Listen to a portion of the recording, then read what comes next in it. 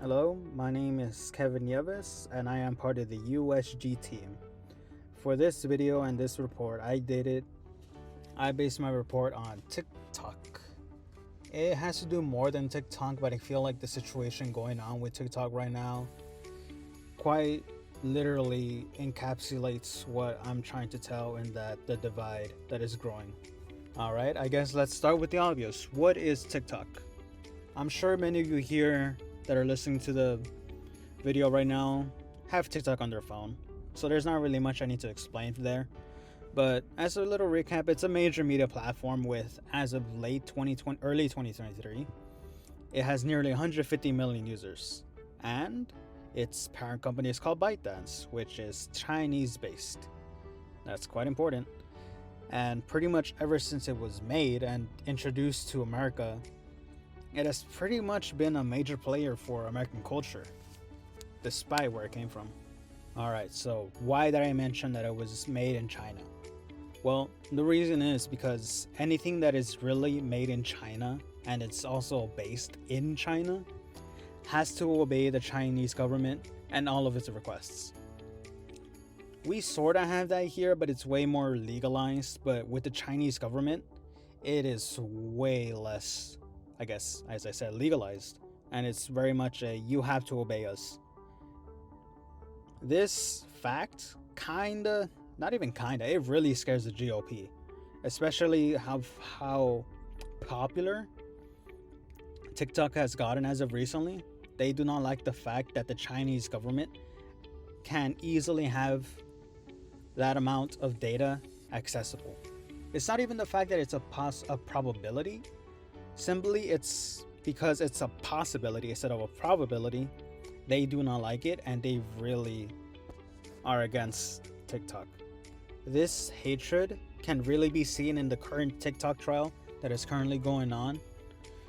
As you can see on the right side, that is the current CEO of TikTok, or more specifically ByteDance. And right now, currently the GOP, aka the Republicans, probably should have said that earlier, but here we are. The GOP and the Democrats are currently at a standstill. They are pretty much always at a standstill currently in the political scene right now, but specifically with TikTok, it's just another repeat of that scene. The GOP is pretty much on the side that TikTok is compromised, they have our data, we gotta stop it now while we still can. And pretty much the Democrats are on the opposite side of that spectrum. Continuing on with the TikTok trial, one significant thing to know is that the GOP has already made a move. This move is known as the Data Act, which grants the president new authorities to ban foreign-owned applications and would require the imposition of sanctions on companies with ties to TikTok or other Chinese-owned apps. Which is kind of funny, because this entire time the GOP was pretty much against Russia, and nowhere in this did they mention the Russians, and they only really went against the Chinese.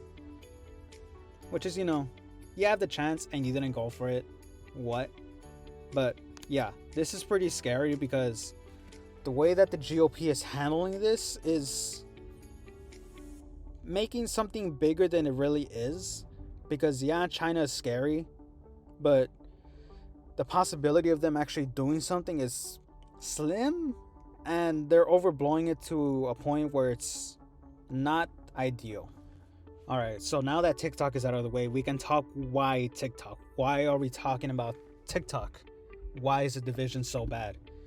So, I'm sure as many of the people here can agree with is that it felt like once Trump got inaugurated in 2018 is where the divide really began. And honestly, yeah, like I said in this slide, they wouldn't be wrong. But I feel like what really tore the divide multiple folds beyond what it was like in 2018 to 2020 was the lockdown. It was something that was unprecedented. It was stressful, anxiety-ridden, fearful of the future, and worst of all than any of those things, it was lonely. We had limited human contact. The only people we could even really touch or visibly see were those that we lived with.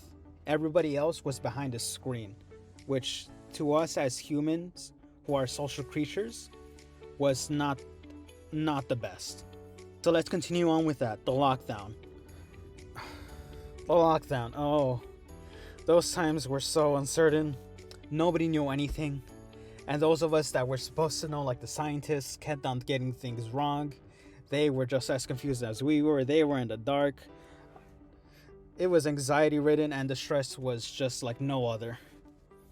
But despite everything that was going on right there, according to the study I read, after just a few weeks of being in the lockdown, pretty much all the negative emotions that we felt in the beginning, after like, what was it, 2 or 3 weeks I think I read, all those negative emotions bounced back to the levels it was before. And in some cases it was better. But that was really determined by your personality type. But something to note is that once the lockdown finished and everything was reopened, the negative emotions came back. Specifically, loneliness was the worst out of all of them. Now we're going to focus on the mental health aspect of it all. I'm sure some of you guys are thinking about how is that possible where within a few weeks mental health overall got better, when most of us right now are talking about how it was not the best times. Well, to show a quick example, but just purely based on numbers, this is how the study kind of understood it. In that, think of right before the lockdown as your mental health in a numerical sense as 0. Once the lockdown happened, it dropped down to -5. After a few weeks, things got better mentally, it went back up to -3. But once it reopened, it went back down to -5. Despite that up and down, overall mental health got worse, which means it was just a bad experience for everyone, which further proves the divide because nobody is as healthy mentally as they were before. And then continuing on with this idea of mental health, it's specifically about how we were thinking about the future and also how we were reminiscing of the past. Before the pandemic, positive events in the past and future had more emotional impact. But once the pandemic hit, this rule would shift for future events where negative events were rated more emotionally impactful than positive future events. Not only that, positive memories hit harder now that negative memories. Not only that, positive memories hit harder now. Not only that, positive memories hit harder. Not only that, positive memories hit harder now than negative memories, but both have decreased in efficiency as mental health declined. Alright, so the outcome, let's bring it all back together. So, just looking at the data I just presented and seeing how it all came about with the pandemic and the lockdown, it makes sense how it got so bad, the divide between the left and the right. I mean, all anybody could do during those first, I guess, year almost, all we could do was really just look at our screen and see our loved ones. There was no human interaction at all besides the people that you lived with. Then not only that, the uncertainty of the lockdown did not help at all. It started at, 2 weeks originally, and it has jumped all the way now to almost 2 years, which is scary to think about. Not even scary, it's just what the hell. But yeah. Pretty much those 2 years have been not the best. It would make sense why we would look into the past and see how good it was, how better it was without COVID, without the lockdown, without the deaths, without the needing, with the safety. It just makes sense why the past would be looked at so good and the future so negative. And pretty much these ideas of past good, future bad can be seen in both the Republicans and the Democrats. With the Republicans, as we have seen with Trump, he is always looking at the past, how the past is better, make America great again. So, meanwhile, the Democrats are always looking at the future, how it's gonna get worse, how it's bad, specifically with global warming, how it's gonna get bad. and how we're trying to prevent this. What now? Honestly, it's hard to say what to do because it's technically, to some people, it's still ongoing, especially with the new cases that are coming up with long COVID.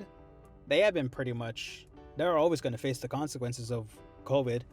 And honestly, with COVID and the lockdown being such an unprecedented event, it's hard to imagine how it's going to continue affecting us, especially with the GOP and the Democrats being so divided, and now TikTok being caught in the middle of it when there's really no evidence of them doing anything wrong other than being made in China, which in itself is nothing wrong.